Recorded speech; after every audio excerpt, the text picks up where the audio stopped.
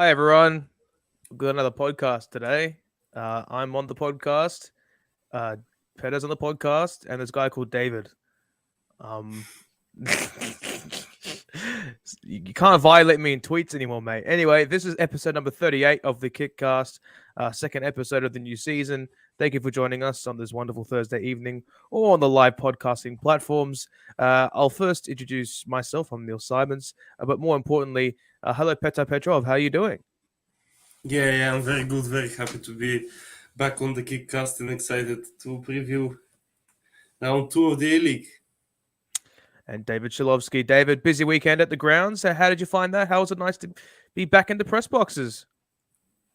Yeah, hey Neil, how are you?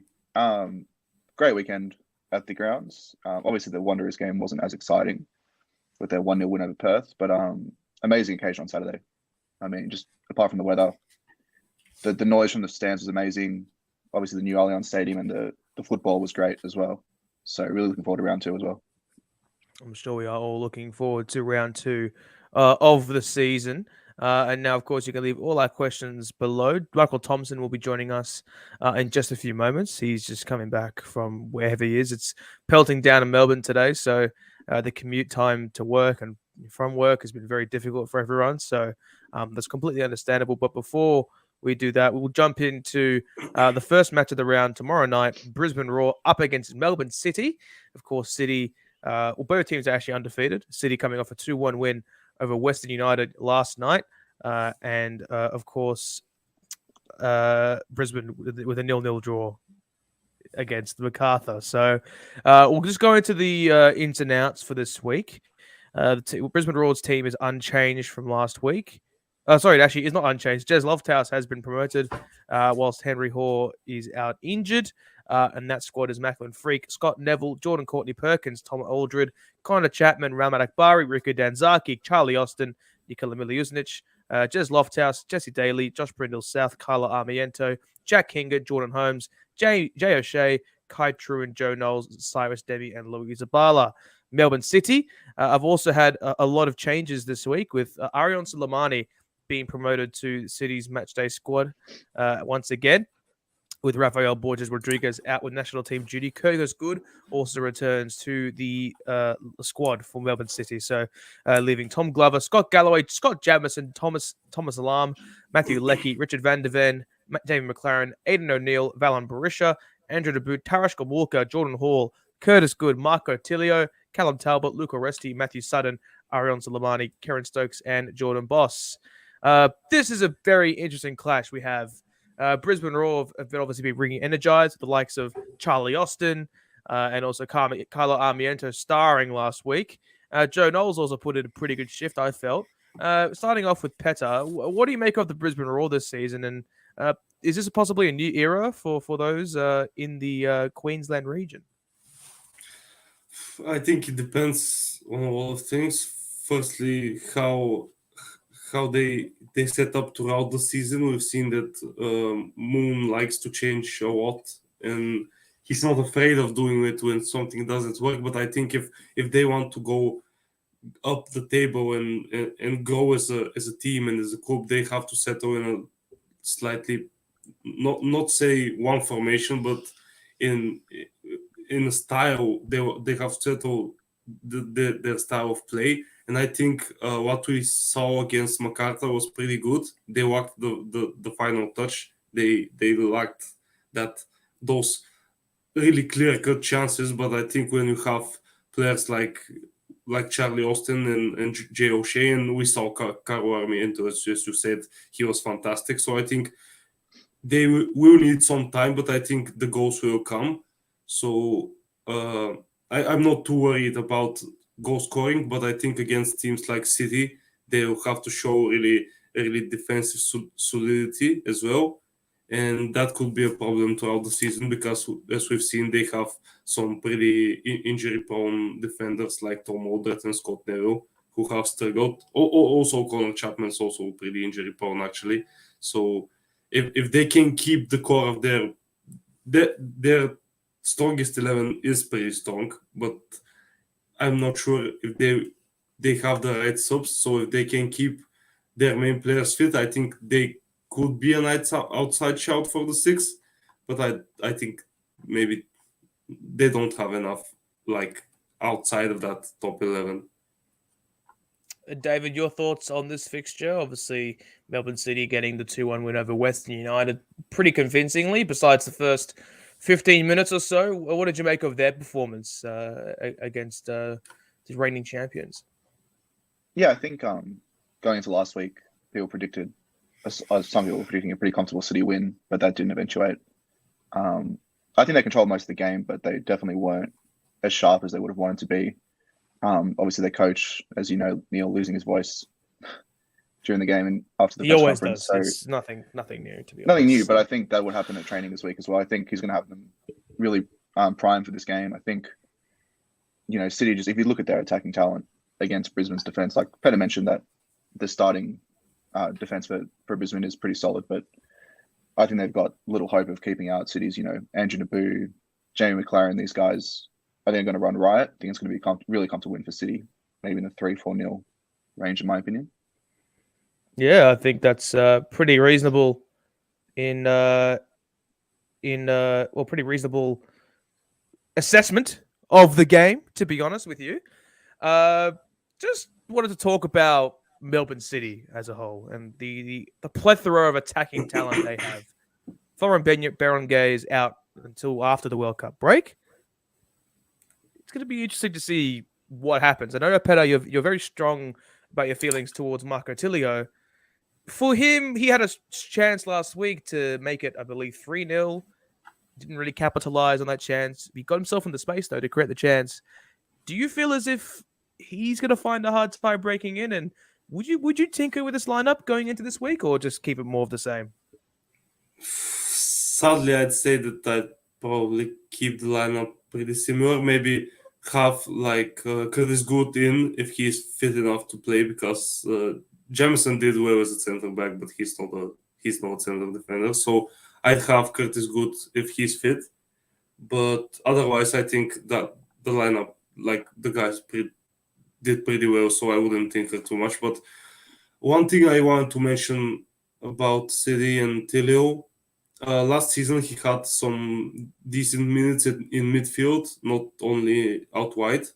And I think that was due to the fact that maybe not weakest, but the part of the team that City lacked depth was midfield. Like when one of Berenguer and Metcalf was injured, they didn't really have a natural number 8 to fill in. And this season, that's not the case with Berisha and Van der Ven coming in. I think the minutes for Tilio may drop even lower, especially with Kisnobo clearly preferring Nabut on the right. So I think I don't want to be harsh, but I'm not sure where the minutes will come if everyone's fit. But just quickly, if I can interject there, I don't think, Naboo and Lecky are going to play every single minute of every game. Like, they're going to be out at some point, you think, and Tilio, hopefully, I'm a big fan of him as well, and I hope he gets his chance. It's just, as you just said, Petar, like, on paper and on form, you can't really drop Lecky, you can't really drop Naboo. The midfield's sorted, so it's just, is a move for Tilio at some point? Is that what he's going to do? I don't know. I think it's a bit premature to sort of assume things at this point in time. Yeah, it's only been round one, guys. We don't want to have overreactions, don't we? I think that's fair, though, Neil. From Petar's take and obviously my own, just based on past seasons as well.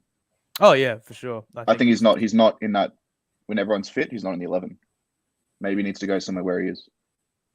I think with what I said previously, I think it's just the fact that last season you basically had 3 spots for him to fight for. Now there are 2, and one of them, the one number 8 spot, which he can fight for, because I'm pretty sure that Berisha will be like cemented starter for every game he's fit. So I think there's only one spot he can fight for, and in midfield, that is. And there you have Gumulka, O'Neill, Berenger, and Van der Venne. And in the front three, as we mentioned, it's clear that Kisnorbo prefers that Nabut, McLaren, and Lecky front three. The hierarchy. I just hope that at some point Tilo can break in. It's the hologram, not the hologram. Sorry, it's the how do I say? It's the hierarchy that City imposed. PK was very adamant in his post-match press conference that hey, you might play for Socceroos, but you still need to do stuff to get into the City starting 11. So, yeah, no, it's not ordained path for young Marco Tilio. Newcastle Jets taking on Perth Glory on Saturday afternoon at 5 p.m. The sort of precursor to the bigger game of the night, but we'll talk about this pretty briefly. Jets didn't play last week due to the rain defeating them 5-0. Pretty comprehensively, but nonetheless, they've got an unchanged squad besides Archie Goodwin going overseas. Jack Duncan, Dane Ingham, Jason Hoffman, Jordan Elzey, Matt Yeoman, Brandon O'Neill, Trent Bahaja, Becca Dartsmella, Becca Mikotadze, Brenda Piscopo, Joshua Sotirio, Mohamed Altai, Costa Grossos, Daniel Steins, Callum Timmins, Michael Weir, Rory Jordan, James McGarry, Carl Jenkinson, Noah James, Angus Thurgate, and Mark Natter. Now, for Perth Glory, they also have a very similar, because they've basically come over to New South Wales for the time being due to the fact that their ground is being literally built at the moment. I don't think they've actually started construction work at Macedonia Park, but Keegan Jelicic and Jordan O'Coley come in, same squad from last week. Liam Brelly, John Katrumbas, Mark Beavers, Aaron McAneff, Ryan Williams, Mustafa Amini, Bruno Fornaroli, Salim Khalifi, Luke Ivanovic, Jack Clisby, King Jelicic, David Williams, Zach Duncan, Colley, Oxborough, Hatch, Lockman, Clark, Ford, and Kolakovsky. I'm just going to say the last names now, otherwise this is going to take way too long. We saw much of the Glory last week. They were very bad. They were just poor. They weren't as bad as they were last season, and it takes a lot to be as bad as you were last year if you're the Perth Glory. But the Jets, we haven't seen them this season. And I'll start off with you, Petar. Very interesting squad, considering the way that Arthur Pappas likes to play his football, bringing in Brandon O'Neill and a lot of pace up top. But is that going to be enough to, replace the void of Daniel Pena? And how will they do against the Perth Glory side, which on paper, they're not fantastic? When I see this Jets team on paper, and I just instantly think of that meme with the horse where it's down perfectly at the front and not so great at the back. I mean, maybe the postponement of the F3 derby was a bit of a blessing for them because as I've heard, some of the players weren't 100% fit. We saw that Piscopo wasn't fit enough to start. I think he was carrying a knock from preseason, and maybe they'll now have some more time to prepare for this game. As I said, I think their front five basically looks very strong. Even their subs with they have Buharger. I presume that he will be their starting right winger, and they have Sotirio. That's basically the same player who can come on for him. So yeah, I think the balance of their attack looks even better than last year. I'm not saying that some of their new players are better than Pena. They're obviously not. But in terms of balance, the front three is pretty good. I think Buharja, as I said, on the right, he's very, very strong in running in behind and chasing long balls.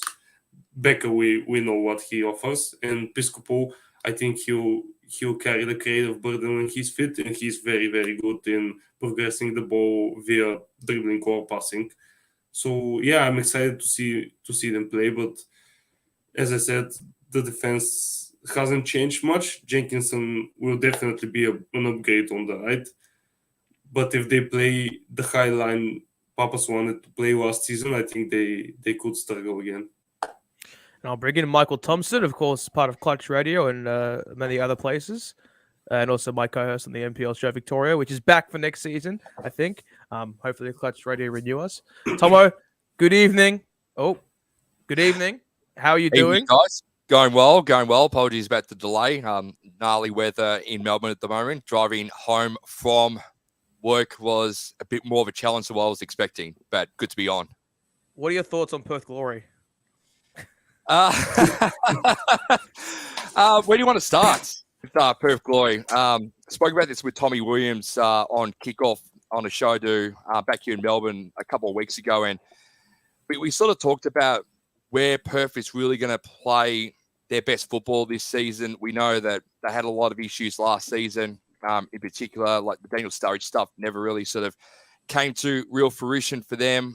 We know about the issues that they had with their home field as well. I think they're playing their games now out of Macedonia Park for the duration of the A-League season as well over the summer.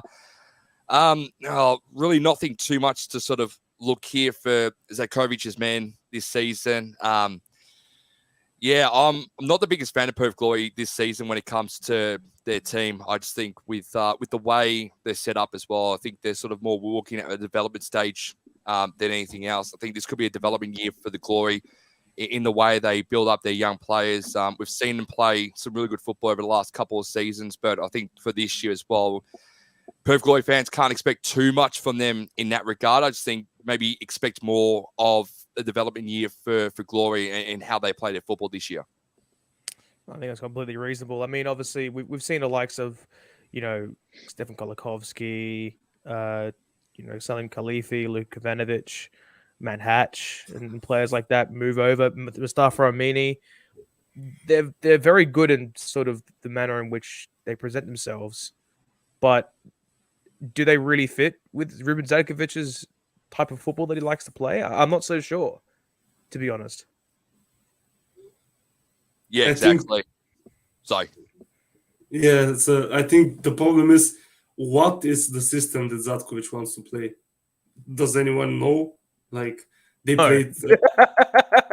Look, I think he's parking the bus and hoping for a they played the back three, a back four in preseason. No one really knows what he wants to implement. So, yeah, it's hard to say what's going on there. Just score predictions for this one. Jets versus Glory. Go around. We'll start off with Tomo. I think Newcastle should get the job done at McDonald Jones Stadium. We know how big and how much passion they have at the Hunter Valley when it comes to the way that the crowd comes in. And I think for Newcastle, they didn't get the opportunity to play last weekend due to the deluge over at Central Coast, similar to what we're seeing in Victoria at the moment with the rain. But I think the Jets should get their campaign underway with a W and the 3 points. And David? I reckon the Jets will win this 2-0. Perth won't. Unfortunately, put up much of a fight, and yeah, that'll be that. Petar? Yeah, I hate to be the boring one, but I think, I'd say 2-0 Jets. Very fair. Moving on to the marquee fixture of the round, Melbourne Victory take on, I haven't even got this ready yet, but the Melbourne Victory take on Western Sydney Wanderers. This is a massive, massive game. The RBB are bringing down enormous numbers. I don't think it could be really sort of understated as to how many people they're bringing down. And with the Wanderers getting a win over the Glory last week, it's made up for a really interesting turn of events, really. This is also Nani's first home game for the Victory. Because technically that cup game against Western United was an away game against Western United. But Victory squad basically unchanged from last week. Spranovic is actually listed as injured now, and Jason Guerrier, of course, and Juric still have their long layoffs.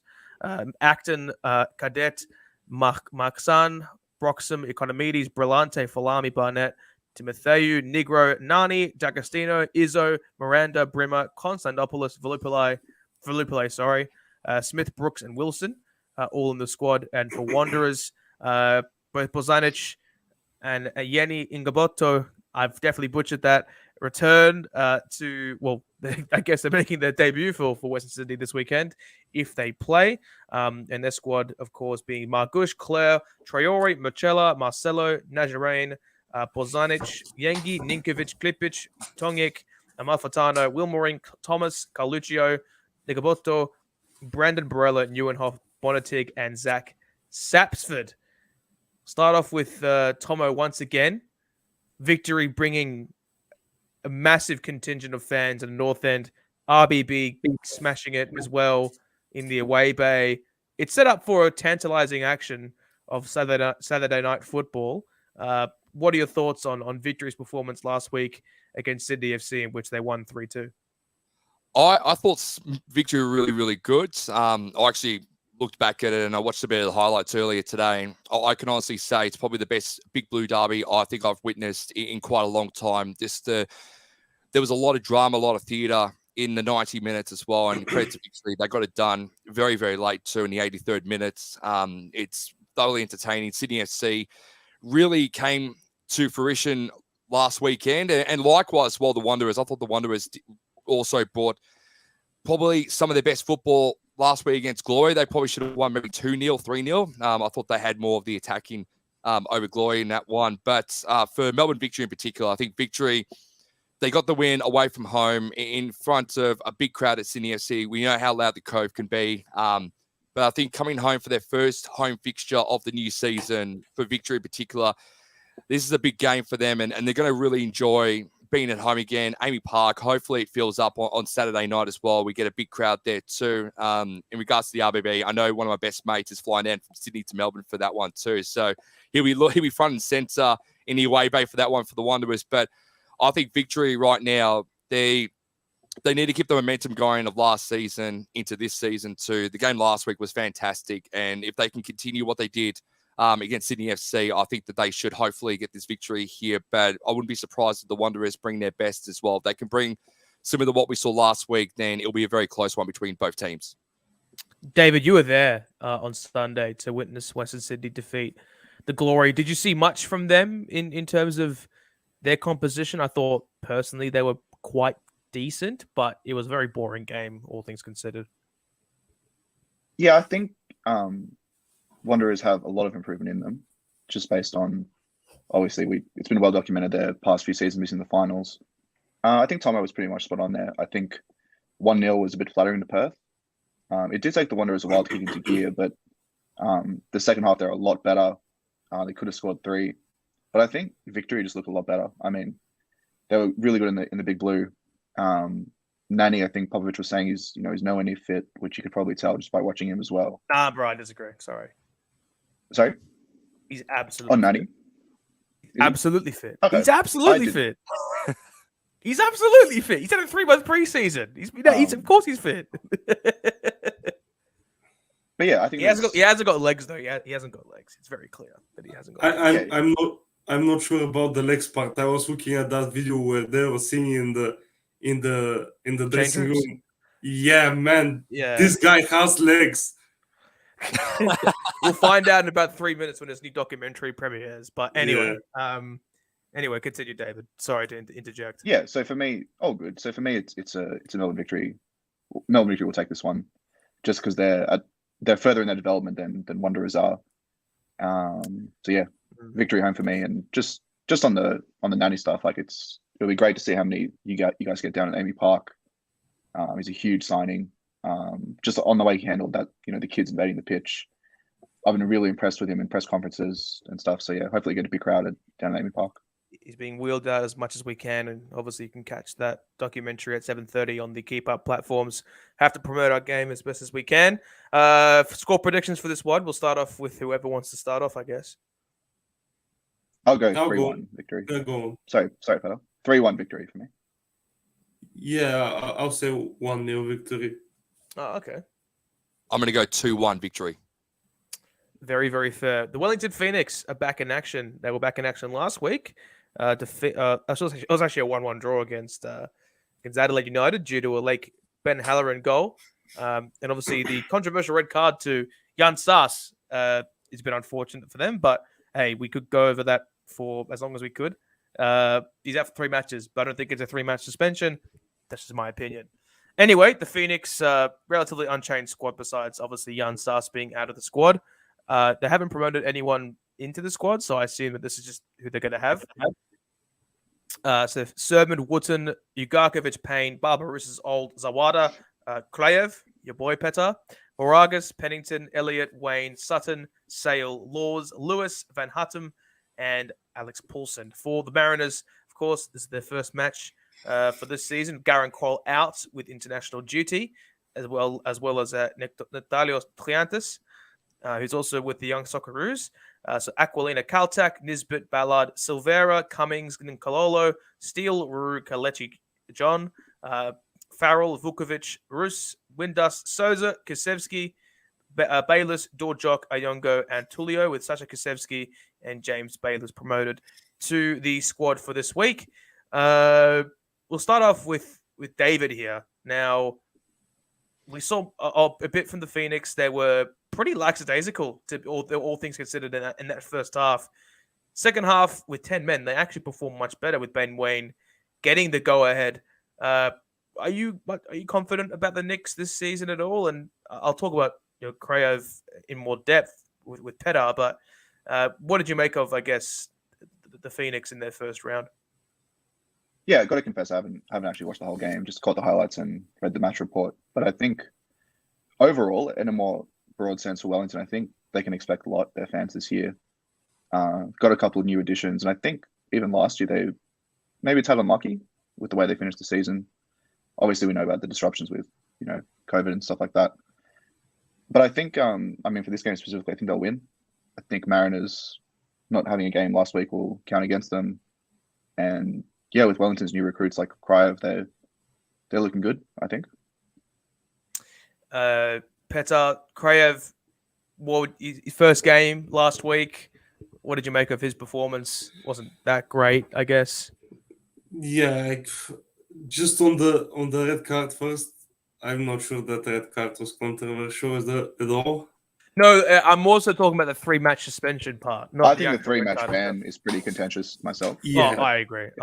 Yeah, 3-match suspension in the 26-game season is just it's strange. Diabolical. Yeah.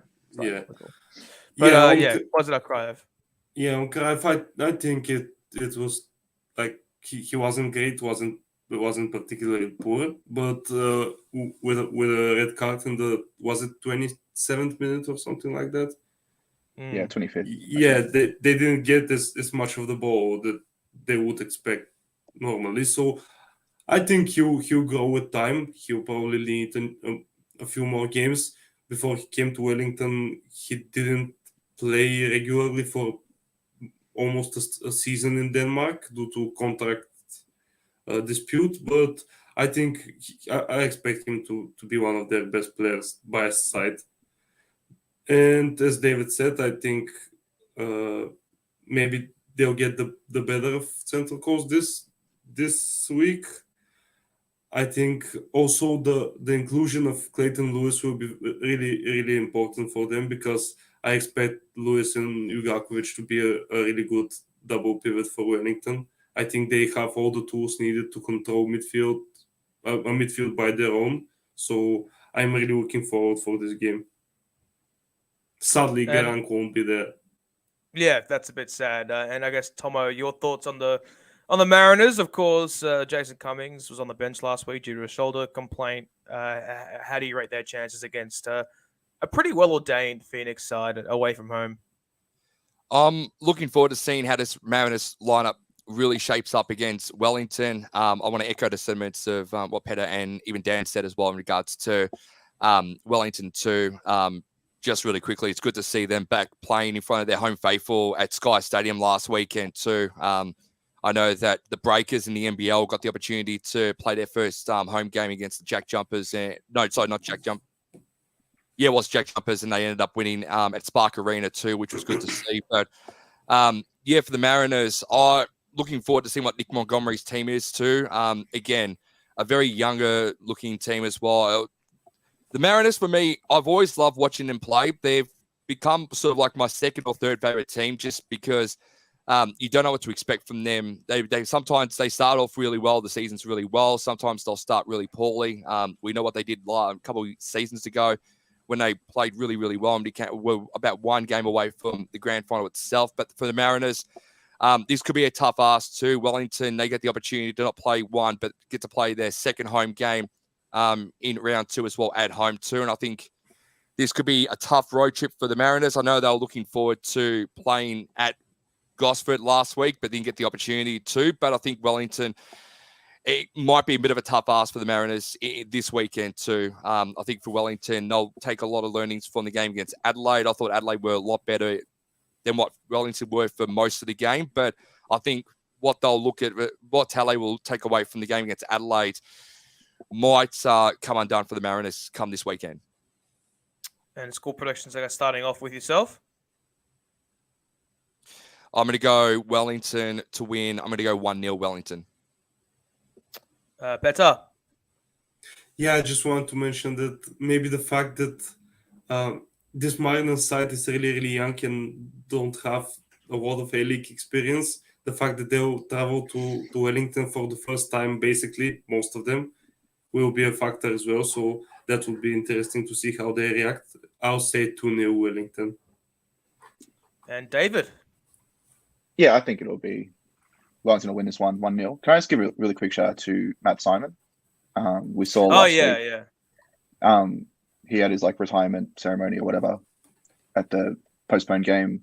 He's obviously not as technically gifted as someone like Thomas Broich, but one of the most, someone who played with so much passion, someone who played with so much passion and love for the game. So congrats, Matt Simon, on your career. Yeah, and I really want to give a shout out to I think the 3,000 or 4,000 people that turned up to Gosford, even though the deluge was a bit too much in the end. They braved the cold to support the Mariners in the first game of the new season today. So I want to give a shout out to the Mariners fans who braved the cold out of Gosford on Saturday as well. They were expecting a game, and I was watching your tweets, Neil, coming thick and fast on the Saturday, going another 5 minutes, another 5 minutes, another 10 minutes, another 20 minutes. Okay, yep, the game's called off. Yeah, it was pretty expected, to be honest with you. But one game that will happen this weekend, if Campbelltown Stadium's a good nick, which you hope it would be, it wasn't for the first couple of rounds last season. MacArthur FC, off their 0-0 draw against Brisbane, will look to go into this game against Adelaide United with a lot of confidence, you'd hope.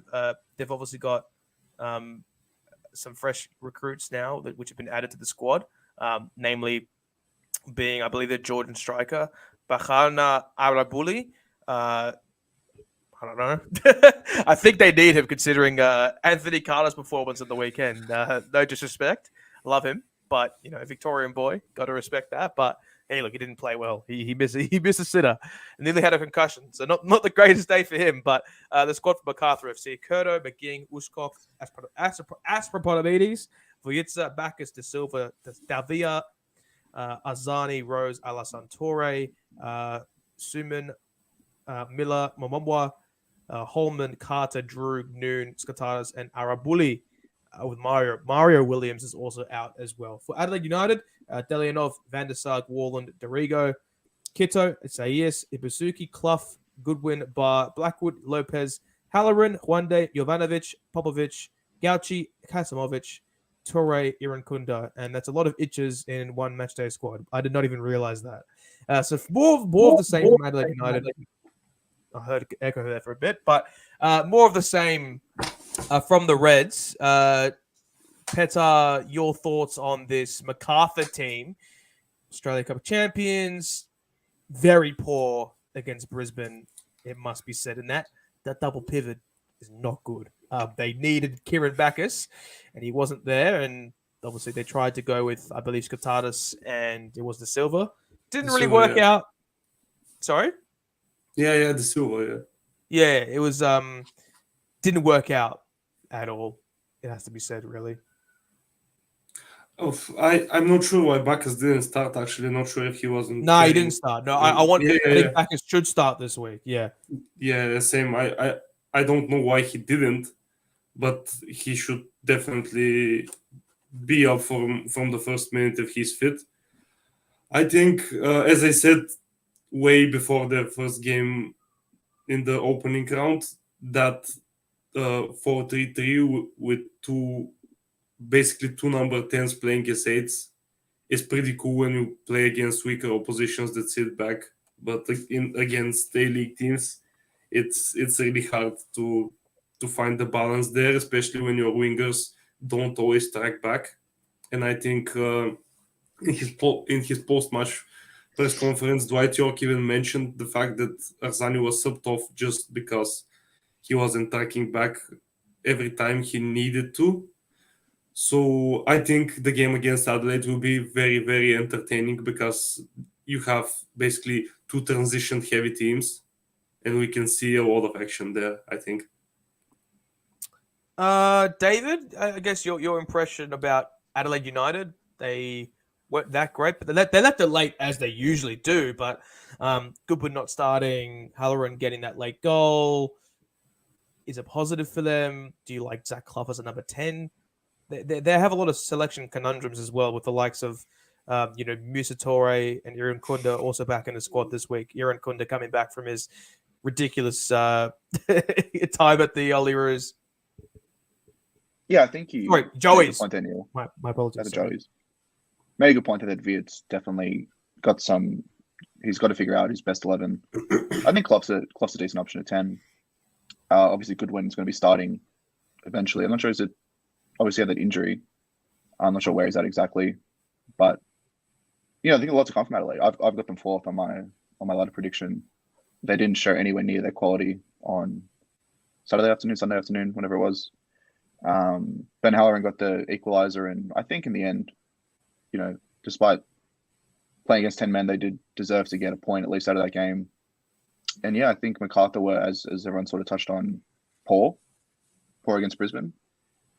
And I think Adelaide will win this one. Probably a 2-1. Probably a few chances, as Peter mentioned. But Adelaide is too good, I think. Yeah, I think we can probably agree with that. Also, Josh Cavallo out on leave. Bit of a weird one there. I think he's gone to the UK to do some of his press stuff. All power to him.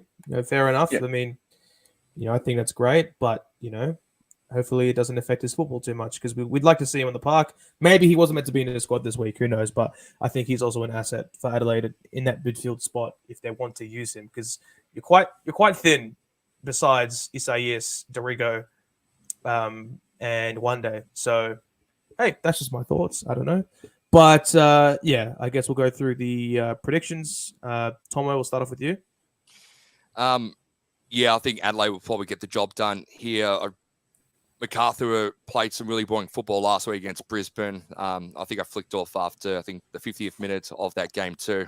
Just couldn't bear to watch it. When games like that start to sort of drag on a bit too, I thought Adelaide, we know what they're like. We know what they're capable of. Again, I'm similar in the boat as well. I think Adelaide, they should be around that 4 to 5 area towards the end of the season too. I love Carl Veed as a manager. I think he's got a really good squad around him too. But I think Adelaide will get this one done quite comfortably. I'm going to go 2-0 United. Petar. I'll just say high-scoring game and a win for Adelaide. David. Yeah, 2-1. 2-1 Adelaide for me. A few goals in it. Of course. What's the next sort of game on the agenda? We've got the final one. Western United taking on Sydney FC. This being Western United's, I guess, championship celebration. You can call that if you really want to. They obviously had a very bad game last week. They dominated, I guess, 15 minutes, and then it all went, I'm not going to say the word, but, it all went, tee up, per se. I mean, it was just an awful performance from Leo Lacroix, the perennial best centre-back in the entire competition. Some calling him the best since Matthew Delpierre. Bit, overzealous there, but of course, and also losing Tomaki Imai, big loss for them. He's out for about 6 to 7 weeks with an AC joint that's been popped out, and he'll have surgery. But they've brought in Ben Collins as well to replace him, so we'll see how he does. Shout out to MPL Victoria Mafia. But looking at their squad for this week: Young, Lacroix, Parias, Dumbia, Wales, Wenzel Halls, Lustica, Payne, Tracy, Garuccio, Risden, Pasquale, Milanovic, Trat, Collins, Scott, Bortic, Topo Stanley, Kilkenny, and Pliovic. Obviously with Imai out, and Bayou Bozanovsky being with the young Socceroos, and Diamante still out injured. With Sydney FC, they lost 3-2 to Victory last week. They showed off themselves pretty well. Not much you could really complain about them from an offensive standpoint. Defensively, they were very poor.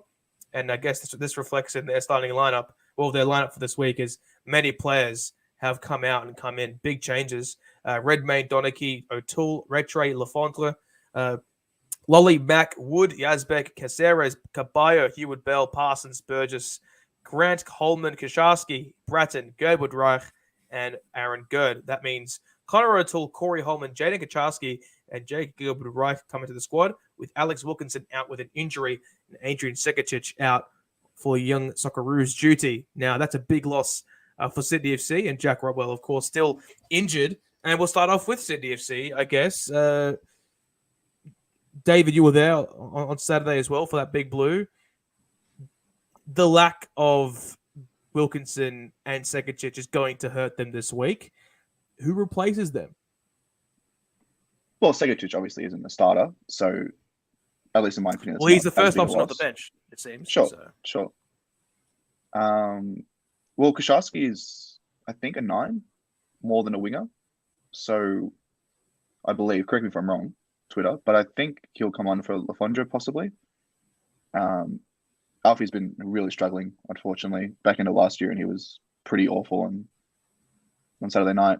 But I think the big story is at the back. With Jack Rodwell, I think Sydney fans would have known there was that chance that he would miss portions of the season, but to miss the first 2 games is really disappointing. But if he's injured, he can't help that, obviously. But the question now becomes for Corica, does he go with Ryan Grant again with Donachie in the center of defense with Paolo Rattray at right back?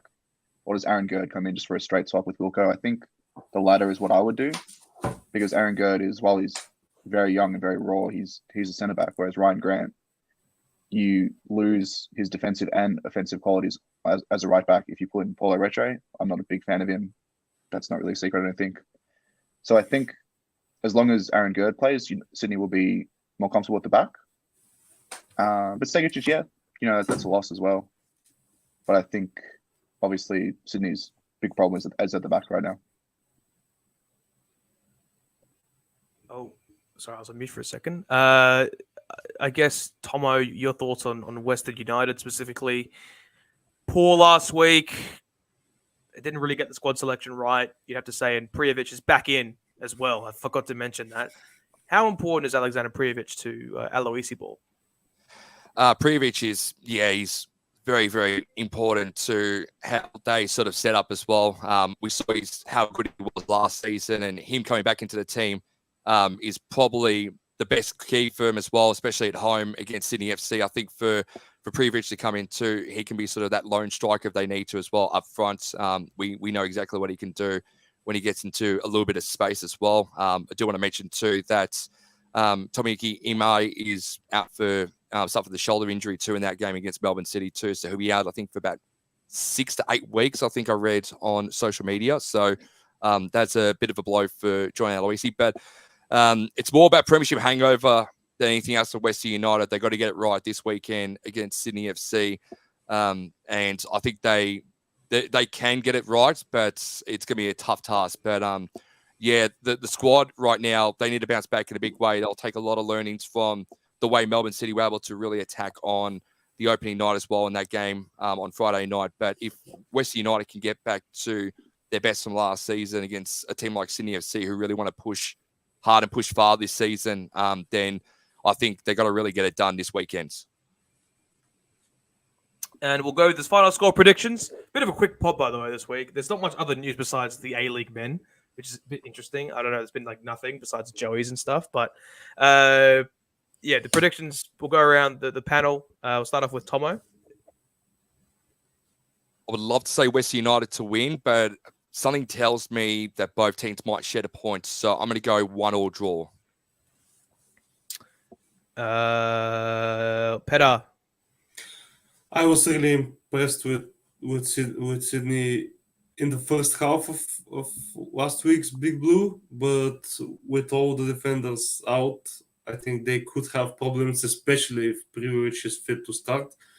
So I'll go 1-1 draw, but I think Western United have what it takes to win it if they get back to their best.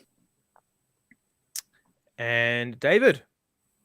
Yeah, sorry to be derivative, but I'll go with 1-1 as well. I think it'll be a tight one. Both teams sort of struggling. Yeah, of So course. 1-1 And draw. we'll just go around the panel. I guess guys, what do you think will be the match of the round? Everyone, I mean, I don't know. I think I'm personally Victory Western Sydney looks like an absolute cracker of a fixture. What do you guys think will be the match of the round? I guess I have to pander to people now. Petar, Yeah, speak up, guys. Come on. I think mine's pretty obvious. I already said that I think MacArthur and Adelaide will be pretty entertaining. As I said, I expect a lot of chances. Maybe no one can guarantee you goals, especially as Neil mentioned, with the likes of Anthony Carter. All due respect, he was pretty poor against Brisbane. yeah. I mean, So yeah, I'm not sure there will be loads of goals, but I expect a very entertaining game. So I think that will be the one to watch. Tomo. I'm actually going to go with Sydney Western United. I agree with you, Neil, that Melbourne and Western Sydney is going to be box office on Saturday night because of just how fiery both fan bases are, and Dave can speak from experience, seeing both Sydney FC and Western United in the flesh, and know how big their fan bases are. But I wouldn't be surprised if some of the Cove actually make the flight also down to Melbourne for this one against Western United. And yeah, even though we all pretty much said there's going to be a 1-1 draw, I think this is going to be a very entertaining 1-1 draw. I think there'll be a big battle through the midfield from both sides, but I'm really looking forward to seeing that game more so than anything else. But like, if I had to go rankings, I'd definitely say Melbourne Wanderers 1, but then very close second would be Western United Sydney on the Sunday. And David. Yeah, I'll probably have to echo that. I think the clear number one for an entertaining game would be Victory Wanderers, but I think the Mariners and Wellington could be a good game as well. Obviously, we haven't seen the Mariners yet, and that could be like a smoky for the best game of the round. The Adelaide game should be good. I think just overall, to be honest. Also, I won't sit on the fence, but I'll go with Victory Wanderers. Everything involving Jason Cummings is Of top course. one. Yeah, he should have been the focus of the A-League's All Access episode 1. I'm sure you're all watching that right now. If you are, watching the KickCast, but this will obviously be available on podcasting platforms as well. Thank you very much. Probably been one of our shortest podcasts ever. There's not much else to talk about besides the A-League men's round 1, to be honest. There's obviously been Matildas, but like we covered that last week. So, I mean, there was 2 results. The Denmark game was a 3-1 win, which is a fantastic result. Good win, by the way. Yeah, great win. Gori won. Gori. Well, she basically won. She scored an absolute screamer. Caitlin Ford as well. And Tony Gustafsson has kept himself in the job, it seems. So He's safe. good for him. Tony's safe. Tony in. Tony in for now. Hey, we'll see what happens. I guess that's just like the prevailing sentiment around Australian football is that a manager's just under the pump so much and then they just grind out like a very crap result that they probably don't deserve. Like, I mean, Graham Arnold, for example, I mean, look how bad the Socceroos were leading into the qualifications for the World Cup, and then we play our best football against Peru to get into Qatar. So, no, I agree with you, Neil. I think for Australian football in particular, our managers, and it's happened for a long time too, our managers, every time we've had someone under the pressure. I know Gus Hiddink was under a lot of pressure as well to try and get us into Germany 2006 as well when we got into there as well. But it seems that every time our managers are under the most pressure, we play our best football, and that is what makes that's what makes Australian football. For sure. I think that just about does it really for this week's episode of the KickCast. You can catch the Golden Generation pod as well on the kick360.com.au and all this other stuff. Got some features and, of course, One Football as well. Everything's there right for you on the platform. It's great. Interface is fantastic, and we thank our partners at One Football for that as well. I've been Neil Simons. He's been Petrov. He's also been Michael Thompson and David Shilovsky. We'll catch you guys next week for another episode of the KickCast.